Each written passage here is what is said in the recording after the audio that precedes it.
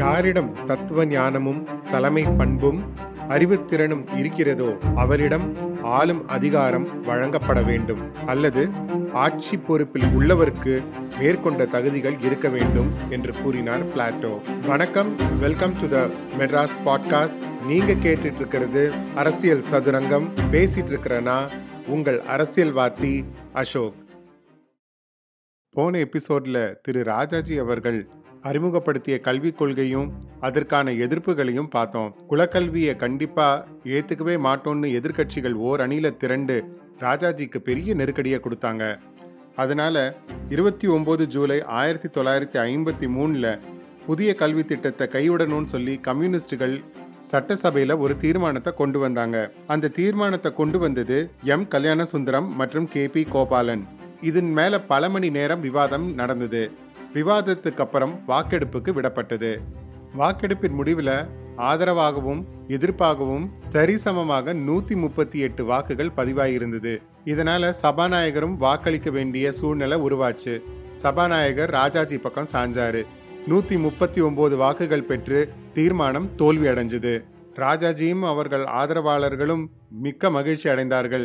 இனி யார் நினைத்தாலும் இந்த திட்டத்தை தடுக்க முடியாது. அப்போ திடீர் திருப்பமாக திரு KR விஸ்வநாதன் என்ற சட்டசபை உறுப்பினர் எழுந்து ஒரு தீர்மானத்தை கொண்டு வந்தாரு. எல்லா சர்ச்சைகளுக்கும் முற்றுப்புள்ளி வைக்கிற மாதிரி வல்லுநர் குழு ஒன்றை அமைச்சு இந்த திட்டத்தை சீராய்ந்து அதன் பிறகு சாதக பாதகங்களை மேல் தூக்கி பார்த்து அதுக்கப்புறமா இந்த திட்டத்தை நிறைவேற்றணும்.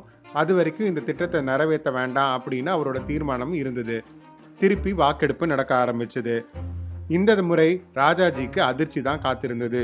தீர்மானத்துக்கு ஆதரவாக 139 வாக்குகளும் எதிர்ப்பாக 137 வாக்குகளும் பெற்றிருந்தாரு. மகாராஷ்டிரா மாநிலத்தை சேர்ந்த கல்வி நிபுணர் திரு புர்லோகர் தலைமையில ஒரு ஆய்வு குழுவை அமைச்சாரு ராஜாஜி. தீர்மானத்துல கேட்டுக்கிட்டபடி தான் ஒரு குழுவை அமைச்சு அதை சீராய போறேங்கிறது உங்களுக்கெல்லாம் தெரிவிச்சுக்கிறேன்னு சொன்ன ராஜாஜி அதோடு நிறுத்திக்கல. நீங்க சட்டசபையில சொன்னது வெறும் சிபாரிசு மட்டும்தான், இந்த திட்டத்துக்கு தடையெல்லாம் கிடையாதுன்னு அதை அமுல்படுத்துறதுக்கு முழு வேகத்துல ஈடுபட ஆரம்பிச்சாரு. ஏற்கனவே ராஜாஜியின் இந்த திட்டத்துக்காக காங்கிரஸ்லேயே எக்கச்சக்க பிரச்சனைகள் வந்து கொண்டிருந்த நேரத்துல VK Ramasamy Mudaliar, Kosalram, TG Krishnamurthy, Panchatcharam Chettiar, AM சம்பந்தம் இன்னும் ஒரு பெரிய படையே காங்கிரஸ்குள் இருந்து கொண்டே ராஜாஜிக்கு எதிர்ப்பு தெரிவிச்சாங்க. அவங்க மட்டும் இல்ல, திரு ஓமந்தூரார், திரு காமராஜர் எல்லாருமே இந்த திட்டத்தை கைவிடும்படி ராஜாஜி கிட்ட எவ்வளவோ கேட்டு பார்த்தோம். அவர் அதை கைவிடுறதா இல்ல. காமராஜருக்கு இன்னும் வருத்தம் கூட. ஒரு கட்சி தலைவராக இருக்க தன்னோட இந்த மாதிரி திட்டங்கள் பத்தி அவர் விவரிக்காமலேயே செயல்படுத்தணும்னு நினைச்சது பெரும் வருத்தத்தை கொடுத்தது. இதைத் தொடர்ந்து 6 ஜனவரி 1954 அன்று காங்கிரஸ் கட்சியில சட்டமன்ற உறுப்பினர்கள் கூட்டம் கூடியது. இதற்கான முக்கிய காரணம் என்னன்னு ராஜாஜிக்கே தெரிஞ்சு போச்சு. இதுக்கு மேலையும் தான் இந்த பதவியில நீடிக்க முடியாதுங்கிற எண்ணமும் ராஜாஜிக்கு வந்துச்சு. அதனால இவங்களே ஓட்டெடுப்பு நடத்தி தன்னை பதவியிலிருந்து விலக சொல்வதற்கு முன்னாடி தன் மானம்தான் பெரிதுன்னு முடிவு பண்ண ராஜாஜி தானாக பதவி விலகுகிறேன் அப்படின்னு சொல்லி அங்கிருந்து கிளம்பிட்டாரு. சட்டமன்றத்திலும் இதை பத்தி சொல்லும் போது தனக்கு உடல்நரை சரியில்லாத காரணத்தினால் முதல்வர் பதவியிலிருந்து விலகுகிறேன்னு சொன்னார தவிர காங்கிரஸ் கட்சிக்குள்ள நடந்த உட்கட்சி பூசல் பத்தி எதுவும் அவர் பேசிக்கல. திரு நேரு அவர்களும் தன் பங்குக்கு அடுத்து யார் முதல்வர் ஆக்குவது என்பதை நீங்களே பேசி முடிவெடுத்துக் கொள்ளுங்கள்ட்டு காமராஜர் கிட்ட விட்டுட்டாரு. இந்த தருணத்துல திரு வரதராஜ நாயுடு அவர்களும் பெரியார் அவர்களும் காமராஜர் கிட்ட பேசினாங்க. 2 பேரும் காமராஜரையே முதலமைச்சர் பதவியை எடுத்துக்கங்கன்னு வலியுறுத்த ஆரம்பிச்சாங்க.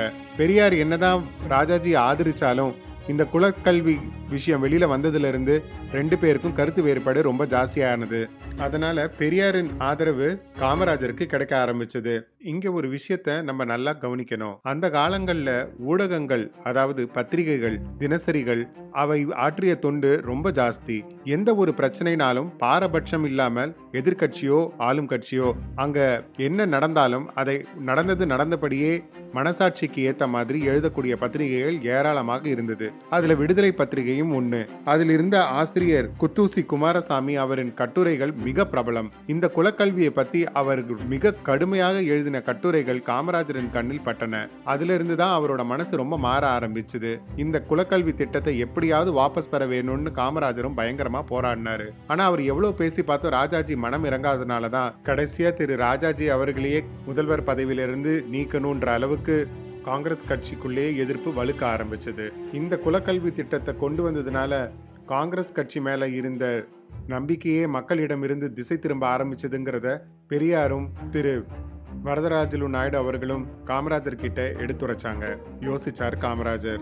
31 மார்ச் 1954 சட்டமன்ற உறுப்பினர்கள் கூட்டம் கூடியது. இந்த தலைவர் தேர்தலின் சிறப்பு பார்வையாளராக திரு நேரு அவர்களின் மகள் இந்திரா காந்தி அவர்கள் சிறப்பு பார்வையாளராக நியமிக்கப்பட்டிருந்தார். சட்டமன்ற காங்கிரஸ் தலைவர் பதவிக்கு எப்படியும் ராஜாஜி ஆதரவாளர் ஒருவரை அவர் நியமிப்பார்னு அவங்களோட ஆதரவாளர்களுக்கு தெரியும். எதிரில் இருக்கிற காமராஜரோட ஆதரவாளர்களுக்கும் தெரியும். பரபரப்பா கூடியிருந்த இந்த சூழ்நிலையில முதல்ல திரு பக்தவத்சலம் அவர்கள் எழுந்து திரு சி சுப்பிரமணியம் அவர்களோட பெயரை முன்மொழிந்தார். அதை திரு கிருஷ்ணாராவ் வழிமொழிந்தார். அதற்கப்புறம் திரு டாக்டர் வரதராஜலு நாயுடு எழுந்து காமராஜர் பெயரையே முன்மொழிந்தார். அந்த இடத்துல தான் எல்லாருக்கும் ஒரு அதிர்ச்சி. இதுவரைக்கும் காமராஜர் தான் அந்த பதவிக்கு நிற்க போறாருங்கிற விஷயம் இரு தரப்புல யாருக்குமே தெரியாம இருந்தது. வெறும் திரு வரதராஜலு அவர்களுக்கும் பெரியார் அவர்களுக்கும் தான் அந்த நேரம் வரைக்கும் தெரிஞ்சிருந்தது. வாக்கெடுப்பு தொடங்கியது. காமராஜருக்கு 93 வாக்குகளும் சி சுப்பிரமணியத்துக்கு 41 வாக்குகளும் கிடைத்து காமராஜர் சட்டமன்ற காங்கிரஸ் தலைவர் பதவிக்கு தேர்வு செய்யப்பட்டார். இந்த முடிவுக்கு நேருவின் ஆதரவும் கிடைத்தது. உற்சாகத்தில் காமராஜர் பதவி ஏற்க தயாரானார். இப்ப அடுத்த சிக்கல், மந்திரி சபையில யாரெல்லாம் வச்சுக்கிறதுன்னு. எல்லோருக்கும் அதிர்ச்சி தரக்கூடிய விஷயமாக திரு சி சுப்பிரமணியத்தையும் திரு எம் பக்தவத்சலத்திற்கும் தன் அமைச்சரவையில இடம் கொடுத்தார். அவங்க 2 பேரும் தான் திரு காமராஜரை எதிர்த்து போட்டியிட்டவர்கள். அத்தோடு இல்லாமல் மூத்த அமைச்சர்களான திரு ஏபி ஷெட்டி, ராஜா சண்முக ராஜேஸ்வர சேதுபதி, மாணிக்கவேலு நாயக்கர், இவங்க 3 பேரும் ஏற்கனவே திரு ராஜாஜி அவர்களின் அமைச்சரவையில அமைச்சரா இருந்தவங்க தான். அவங்களையும் தன்னோட அமைச்சரவையில சேர்த்துக்கிட்டாரு. இன்னும் அதிர்ச்சி தரும் விஷயமாக திரு பரமேஸ்வரன் அவருக்கு அமைச்சர் பதவி கொடுத்தாரு. அவர் யாருன்னா தலித் சமுதாயத்தின் நம்பிக்கை நட்சத்திரமாக விளங்கிய இரட்டைமலை ஸ்ரீனிவாசன் அவர்களின் பேரன். தாழ்த்தப்பட்ட அவருக்கு மந்திரி பதவி கொடுத்தது பெரிய விஷயம் இல்ல. ஆனா அவர் கொடுத்த மந்திரி இலாக்கா என்னன்னா இந்து சமய அறநிலையத்துறை.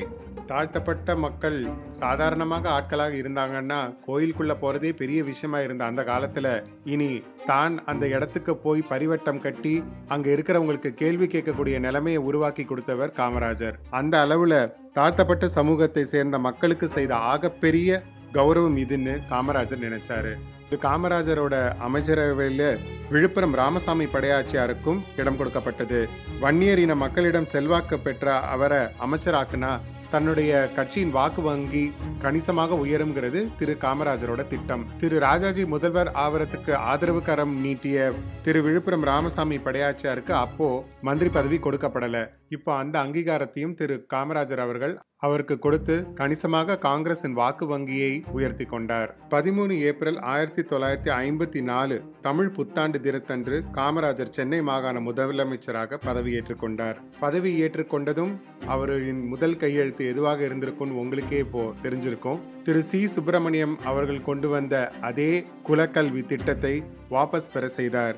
அப்போ திரு சி சுப்பிரமணியம் பலத்த அதிருப்தியுடன் தான் அந்த அறிவிப்பை வெளியிட்டார். நம்முடைய பிள்ளைகளின் வளமான எதிர்காலத்துக்கு பொருத்தமான இந்த புதிய கல்வி திட்டத்தை முழு மூச்சோடு வலியுறுத்தியவன் நான். ஆனால் பொதுமக்கள் இதை ஏற்கவில்லை, அங்கீகரிக்கவும் இல்லை, ஒத்துழைக்கவும் இல்லை. இப்படி பொதுமக்களின் ஒத்துழைப்பு இல்லாத எந்த திட்டமும் வெற்றி பெற முடியாது. எனவே நான் இந்த திட்டத்தை வாபஸ் வாங்குகிறேன் அப்படின்னு அறிக்கை விட்டிருந்தாரு. குலக்கல்வி திட்டத்தை வாபஸ் பெற செய்தது காமராஜரின் பிம்பத்தை வெகுவாக உயர்த்தியது. கட்சியின் செல்வாக்கும் பெருகியது. எதிர்கட்சிகளும் பாராட்டு மழையில் நனைத்தன. பத்திரிகைகளும் அவரை புகழ்ந்து தள்ளின. அதுவரை மக்களவை உறுப்பினராக இருந்த திரு காமராஜர் மக்களவை உறுப்பினர் பதவியை ராஜினாமா செய்து சாத்தூரில் இடைத்தேர்தல் அறிவிக்கப்பட்டு அங்கே வேட்பாளராக நின்றார். அவருக்கு ஆதரவாக திராவிட கழகமும் திராவிட முன்னேற்ற கழகமும் போட்டியிடவில்லை. அவருக்கு எதிராக கம்யூனிஸ்ட் கட்சி மட்டுமே போட்டியிட்டது. எளிதில் வென்றார் காமராஜர். சாத்தூர் இடைத்தேர்தலில் பெற்ற வெற்றியின் மூலமாக இன்னும் தன் கட்சியின் செல்வாக்கை உயர்த்தணும்னு நினைச்ச காமராஜர் முக்குளத்தூர் மத்தியில ரொம்ப பிரபலமாகவும் மக்களின் சக்தியாகவும் இருந்த திரு முத்துராமலிங்க தேவரை எப்படியாவது திருப்பி காங்கிரசின் அரவணைப்புக்கு கொண்டு வந்துடணும்னு நினைச்சாரு. அவருக்கு அவர் தூதும் அனுப்பினார். 3 கோரிக்கைகள் கொண்டு அந்த தூதுவர் திரு பசும்பொன் முத்துராமலிங்க தேவரை சந்தித்து பேசினார். அந்த 3 கோரிக்கைகள் என்னன்னா, திரு முத்துராமலிங்க தேவர் அவருக்கு விருப்பமான உள்துறை அமைச்சர் பதவியை அவர் ஏற்கலாம். அப்படி இல்லைனா அவர் சிபாரிசு செய்யற 3 பேருக்கு மந்திரி பதவிகள் தரப்படும். அதுவும் மறுக்கப்படும் பட்சத்தில் ராமநாதபுரத்தில் அத்தியாவசிய பிரச்சனைகளின் பட்டியலை திரு பசும்பொன் முத்துராமலிங்க தேவர் தன்னிடம் கொடுத்தால் உடனடியாக அதன் பேரில் நடவடிக்கை எடுக்கப்படும் என்ற உறுதிமொழியையும் தருகிறேன்னு காமராஜர் தூது விட்டிருந்தாரு. எல்லாவற்றையும் அமைதியா கேட்டுக்கொண்டிருந்த தேவரின் பதில், 1957 காங்கிரஸின் கட்சி வீழ்ச்சிக்கு போக போது, அதுக்கப்புறம் ஃபார்வர்ட் பிளாக் நாங்க ஆட்சிக்கு வருவோம், அப்போ இந்த 3ஐயும் அவரே கொடுக்காம நாங்களே எடுத்துக்கிறோம்னு சொல்லி அந்த தூதுவரை திருப்பி அனுப்பிச்சிட்டாரு. திரு தேவர் அவர்களின் முடிவினால் சிறிது வருத்தம் ஏற்பட்டாலும் மக்களின் செல்வாக்குடன் காமராஜரின் ஆட்சி நடந்து வந்துட்டு இருந்த அந்த நேரத்துல பிரதமர் திரு நேரு அவர்கள் சீனா சென்று சுற்றுப்பயணம் மேற்கொண்டு வந்தார். அவர் போயிட்டு வந்ததிலிருந்து சீனாவின் பொருளாதார கொள்கைகள் அவரை ரொம்ப கவர ஆரம்பிச்சது. சீனாவில் இருக்கிற சோசியலிசம் மாதிரியே இந்தியாலையும் சோசியலிசமா கொண்டு வரணும், எந்த வன்முறைக்கும் குழப்பத்துக்கும் இடம் கொடுக்காம இந்திய பாணி சோசியலிசமாக அது இருக்கணும்னு நேரு அடிக்கடி எல்லா தலைவர்களிடம் பேசிக்கிட்டு இருந்தாரு. இந்த தருணத்துல தான் காங்கிரஸ் கட்சியின் பொன்விழா மாநாடு சென்னையில நடத்தணும்னு முடிவு செய்யப்பட்டது. அதுவும் அதை காமராஜர் தான் நடத்தி தரணும்னு நேரு விருப்பப்பட்டார். எவ்வளவு பெரிய கௌரவம் காமராஜருக்கு அப்போ கிடைச்சது. இந்த பொன்னான வாய்ப்பை தவற விட்டுறக்கூடாதுன்னு கண்ணும் கருத்துமா மாநாட்டுக்கு ஏற்பாடு ஆனது. சென்னை அடுத்த ஆவடியில தான் இந்த மாநாடு ஏற்பாடு செய்யப்பட்டிருந்தது. ஆவடியும் அதன் சுற்றி உள்ள இடங்களுமே விழா கோலம் போட ஆரம்பிச்சது. 21 ஜனவரி 1955 தொடங்கி 3 நாட்களுக்கு மாநாடு நடத்த முடிவு செய்யப்பட்டது. திரு டிவிஎஸ் கிருஷ்ணா, இந்தியன் எக்ஸ்பிரஸ் அதிபர் ராம்நாத் கோயங்கா மற்றும் தஞ்சாவூர் மிராசுதர் திரு VS தியாகராஜ முதலியார், இவங்க 3 பேர் தலைமையில குழு அமைக்கப்பட்டு மாநாட்டுக்கு ஏற்பாடுகள் நடத்தப்பட்டது. மாநாட்டுக்கு யுகஸ்லோவக்கிய அதிபர் திரு ஜோசிஸ் பிராஸ் டிட்டோ சிறப்பு விருந்தினராக அழைக்கப்பட்டார். மாநாட்டில் இந்திய பிரதமர் திரு நேரு அவர்கள் இந்தியாவில் சோசியலிச பாணி சமுதாயத்தை அமைப்போம் என்ற தீர்மானத்தை முன்மொழிந்தார். அதை வழிமொழிந்து பேசும் வாய்ப்பு காமராஜருக்கு கிடைத்தது. வறுமையின் பிடியிலிருந்து மக்களை விடுவிக்க வேண்டும் என்றால் அதற்கு கடுமையான முயற்சிகள் தேவை. வளமும் வனப்பும் ஒரு சிலரிடம் மட்டுமே குவிந்து விடுவது ஏற்கத்தக்கதல்ல. இவை எல்லோருக்கும் நியாயமான முறையில் பகிர்ந்தளிக்கப்பட வேண்டும். வன்முறையில் ஈடுபடாமல் புரட்சிகரமான நடவடிக்கைகளை மேற்கொள்ளாமல் சோசியலிச சமுதாயம் அமைப்பது சாத்தியமே அப்படின்னு அவரோட உரையில பேசி காமராஜர் இந்த மாநாட்டை சிறப்பா நடத்தி கொடுத்தார். கொள்கையின் அடிப்படையில காங்கிரஸ்க்கு இது ஒரு திருப்புமுனை மாநாடாக அமைந்தது. வெற்றிகரமாக மாநாட்டை முடித்த மகிழ்ச்சியில் இருந்த காமராஜருக்கு பள்ளி குழந்தைகளின் கல்விக்கு பயன்படும் வகையில நல்ல திட்டம் ஒன்றை கொண்டு வரணும்ன்ற எண்ணம் ரொம்ப காலமாகவே மனசுல இருந்தது. அப்போதுதான் சென்னை அரசின் கல்வித்துறை இயக்குனர் திரு நேத்து சுந்தரவடிவேலு அவர்கள் பங்கேற்ற பள்ளி விழா ஒன்றில் விழா நடந்து கொண்டிருக்கும் போதே மாணவர்கள் சில பேர் மயக்கம் போட்டு கீழே விழுந்ததையும், அது எதனாலன்னு அவர் விசாரிக்கும் போது பசி மயக்கத்தினால மாணவர்கள் அந்த மாதிரி மயக்கம் அடைஞ்சு விழுந்தாங்கிற விஷயம் திரு நேத்து சுந்தரவடிவேலு அவர்களுக்கு கூறப்பட்டது. அப்போது மேடையில் பேசிய திரு நேத்து சுந்தரவடிவேலு அவர்களுக்கு புது யோசனை ஒன்று தோணுச்சு. மயக்கத்துக்கான காரணம் பட்னி தான். பள்ளிக்கு வரும் குழந்தைகளுக்கு பள்ளியிலே சாப்பாடு போட்டா இந்த மாதிரி பிரச்சனைகள் தீர்ந்துடுமே. பெற்றோர்களும் பொதுமக்களும் இந்த திட்டத்துக்கு கொஞ்சம் ஒத்துழைச்சா பள்ளிக்கு வரும் மாணவர்களுக்கு பசியார உணவு கொடுக்க முடியும். அதே போல அதிக மாணவர்கள் பள்ளிக்கும் வர முடியும்ன்ற யோசனையை முன் வச்சாரு. இது அடுத்த நாள் வந்த பத்திரிகைகள்லயும் பிரசுரமாச்சு. இதை படிச்ச காமராஜர் திரு சுந்தரவடிவேலு அவர்களை அழைத்தார். புள்ளி விவரங்களை கேட்டறிந்தார். எப்படியும் ஒரு 16 லட்சம் மாணவர்கள் தொடக்க பள்ளியில படிக்கிறாங்க. இவங்களுக்கெல்லாம் ஒரு வேளை சோறு போடணும்னா கிட்டத்தட்ட 1 கோடி ரூபாய்க்கு மேல செலவாகும். இதை எப்படி சமாளிக்கிறது என்று யோசிக்க தொடங்கினார் காமராஜர். எப்படியும் மதிய உணவு கொடுத்துடணுங்கிற ஒரு முடிவு காமராஜருக்குள்ள எழ ஆரம்பிச்சது. அதுக்கு முதல்ல திரு சி சுப்பிரமணியம் அவர்களை சரி கட்டணும். அவரை சரி கட்டினாலே பாதி விஷயம் நடந்த மாதிரி தான். அப்புறம் இந்த விவாதம் தன் சட்டமன்ற உறுப்பினர்களோடையும் நடந்தது. எல்லார்கிட்டையும் பேசும்போது திரு காமராஜருக்கு ஒரே ஒரு விஷயம் நல்லா புரிய ஆரம்பிச்சது. அரசு கிட்ட நிதி இல்ல. இத பொதுமக்களிடம் சொல்லி அவர்கள் மூலமா நிதியை திரட்டி அதுக்கப்புறமா தான் இந்த திட்டத்தை செயல்படுத்த முடியும்ன்ற முடிவுக்கு வந்தாரு. ஆனா அதுலயும் பிரச்சனை இருந்தது.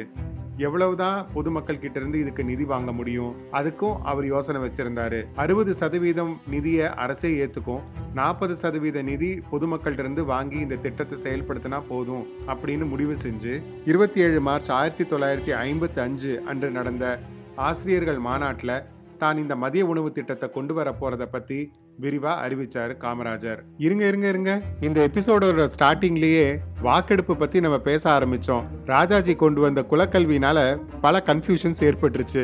இந்த கன்ஃபியூஷன்ல நம்ம ஒண்ணு மறந்துட்டோம். இந்த வாரத்துக்கான டாஸ்க் நான் இந்த எபிசோட முடிக்கிறதுக்கு முன்னாடி அந்த டாஸ்க் என்னன்னு சொல்லிடுறேன். இந்திய 5 ஆண்டு கால திட்டங்கள் அப்படின்னா என்ன, இதை யார் கொண்டு வந்தது, எந்தெந்த 5 ஆண்டுகளுக்கு இந்த திட்டம் நிறைவேற்றப்பட்டது, இப்போ அந்த திட்டத்தின் பெயர் என்ன, இதெல்லாம் நீங்க கூகுள் பண்ணி ரெடியா எடுத்து வச்சிருங்க. அடுத்த வாரம் நம்ம எபிசோட ஆரம்பிக்கிறதுக்கு முன்னாடியே இதோட விடையை சொல்லிட்டு நான் ஆரம்பிக்கிறேன். திரு காமராஜர் அவர்கள் கொண்டு வந்த இந்த மதிய உணவு திட்டத்துக்கு அவருக்கு என்னென்ன சவால்கள் இருந்தது, எப்படியெல்லாம் அந்த சவால்களை அவர் தனக்கு சாதகமா ஆக்கிக்கிட்டு இந்த திட்டத்தை வெற்றிகரமா செயல்படுத்தினாருங்கிறத அடுத்த எபிசோட்ல பார்க்கலாம். அது வரைக்கும் உங்களிடமிருந்து விடை பெறுவது உங்கள் அரசியல்வாதி அசோக். நன்றி.